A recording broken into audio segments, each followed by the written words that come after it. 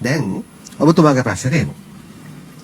දැන් පළවෙනි දේ තමයි ඔය මුදල් කාරක සභාව පාර්ලිමේන්තුවේ ඊට වැදගත් කාරක සභාවක් ඒ වගේම රාජ්‍ය මුදල් සම්බන්ධයකට වගකීමක් තිබෙන. ඒකට පමණක් නෙමෙයි කෝප් එකක් තියෙනවා, කෝපයක් තියෙනවා, මුළු පාර්ලිමේන්තුවටත් තියෙනවා. ඒ නිසා මුදල් කාරක සභාව දේශපාලන පොරපිට්ටනියක් කරගත යුතු නෑ කවුරුවක්. සභාපතිතුමා කරගත යුතුත් නෑ, සමාජිකව කරගත යුතුත් නෑ.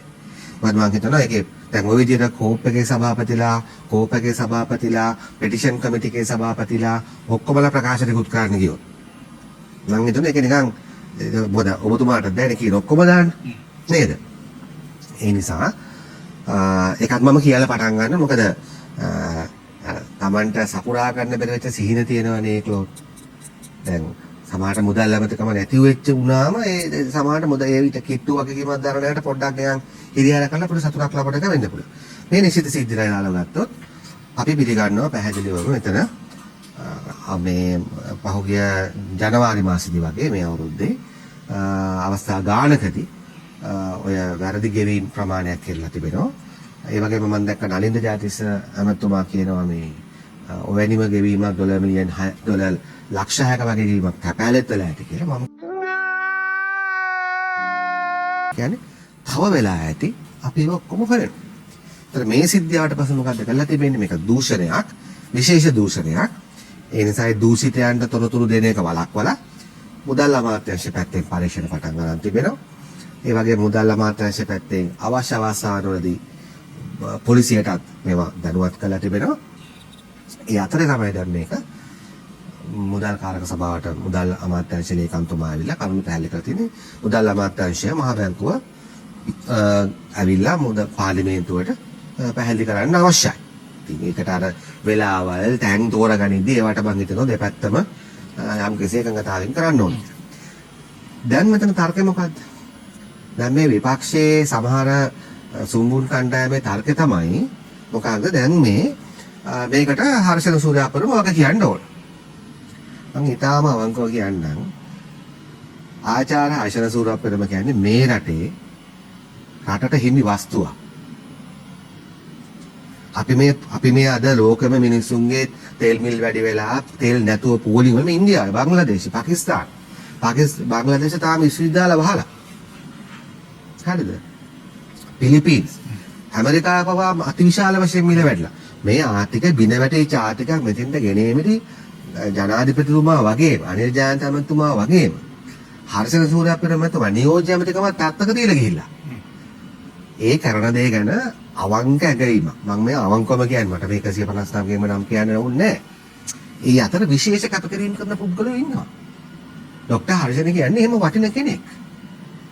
දැන් අපිට කියනවා ලෝඩ් හර්ෂණ ලේකම්තුමා වගේ කියන්න.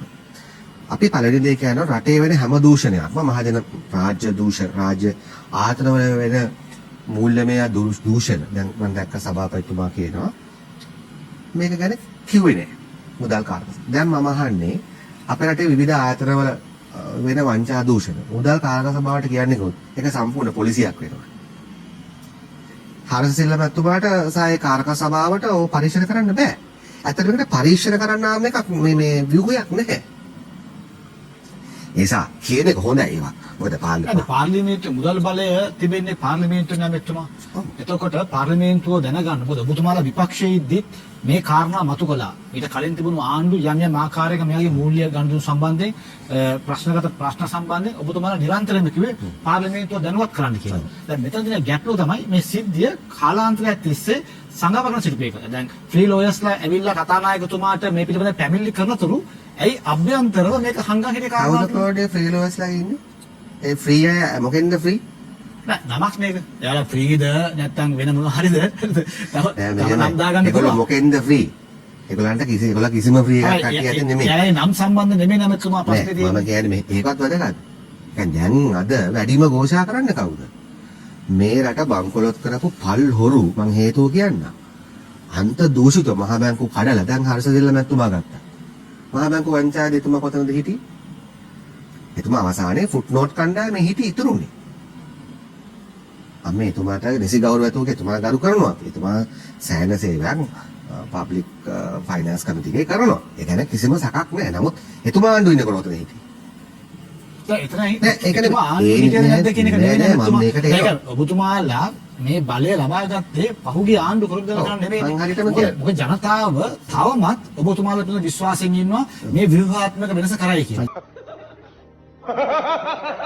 ඔබතුමා අවස්ථාවෙම හරියට මේක පැහැදිලි කරා. ඒ නිසා මම කියන්නේ එකයි රටේ වෙන හැම මූල්‍ය දූෂණයක්ම නිලද 14 ලක්ෂයක් නිලධාරීන් ඉන්නවා. රාජ්‍ය ආයතන අතිවිශාල සංඛ්‍යාවක් සහ ශාඛා තියෙනවා දසදහස් ගණනක්. එතකොට මේ සියල්ලම මුදල් පාලක සභාවට වාර්තා කළ හැකිද? කළ යුතුද? එහෙම ඉතිහාසකුත් නෙම කරන්නත් බෑ. ඒව කරන්න වෙනම ආයතන ගොඩක් තිබෙනවා. හැබැයි මුදල් පාර්ලිමේන්තුවට ඔබතුමා කියන සමස්තයක් වශයෙන් ඔය කියන කාරක සභාවට පවරන්නේ නෙමෙයි.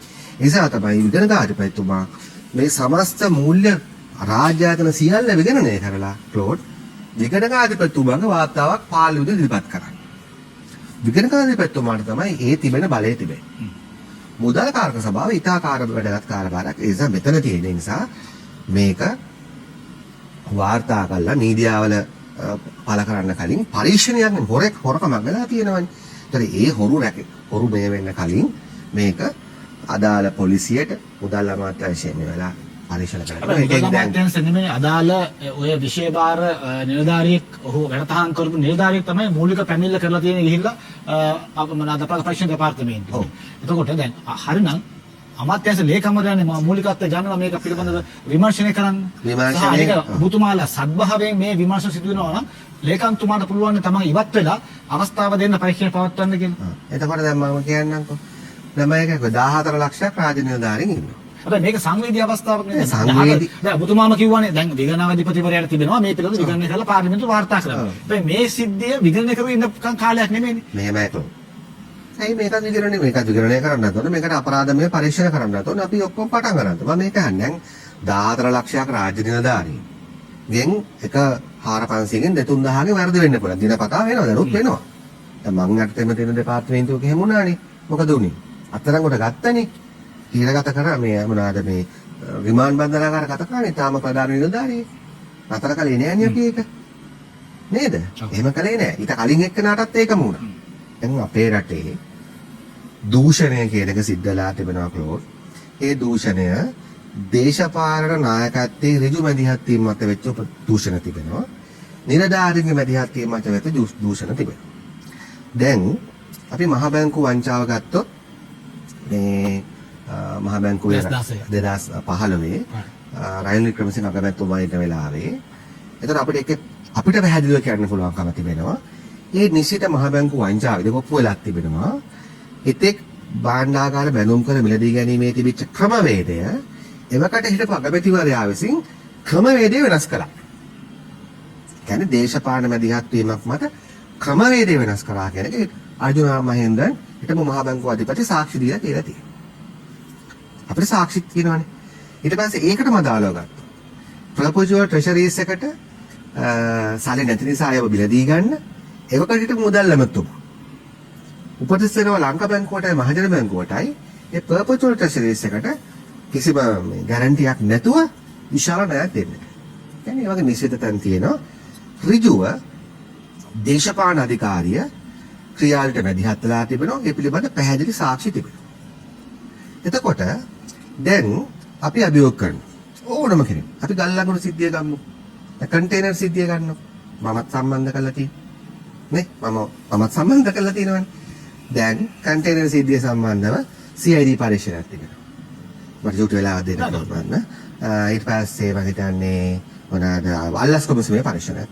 දැන් මේකකටවත් ගිහිල්ලා මෙන්න මේ අහවල් දේශපාලන අධිකාරී ඒ කන්ටේනර් නිදහස් කිරීම සම්බන්ධව මැදිහත් වීමක් මොනම ආකාරයකයි කරලා තියෙනවා කියලා සාක්ෂියක් ඉදිරිපත් කරලා තිබෙනවද ඔය දැන් ഘോഷා කරන කට්ටිය? හැබැයි ඔබතුමා නියෝජ්‍ය අමාත්‍යවරයා කියනවානේ අපි තමයි නිදහස් කන්න මොනවාද තීරණය ගත්තේ අපි වග කියනවා කියලා.